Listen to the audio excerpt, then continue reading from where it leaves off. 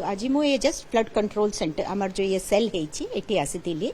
वर्तमान स्थिति आपन को ऑलरेडी आमर इंजीनियर इन चीफ कहते से किसी वर्तमान एते सीरियस किसी नहीं हेले मध्य आमे पूरा पूरी जो भी आमर तरफ रु अरेंजमेंट्स करबा कथा व्यवस्था करबा कथा सतर्क रहिबा कथा सेटा आमे करूछु। आज आमे कलेक्टर मानक सांगरे भी मीटिंग करूछु जदि हो वर्तमान एमती स्थिति नहीं हेले मध्य आमे सतर्क रहुछु।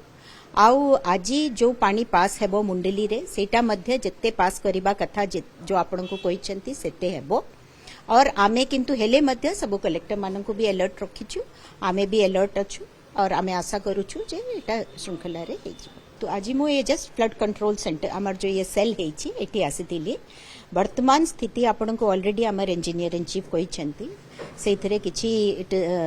वर्तमान एते सीरियस किसी नहीं हेले मध्य आमे पूरा पूरी जो भी आमर तरफ रु अरेंजमेंट्स करबा कथा व्यवस्था करबा कथा सतर्क रहिबा कथा सेटा आमे करूछु। आज आमे कलेक्टर मानक सांगरे भी मीटिंग करूछु जदि हो वर्तमान एमती स्थिति नहीं हेले मध्य आमे सतर्क रहुछु।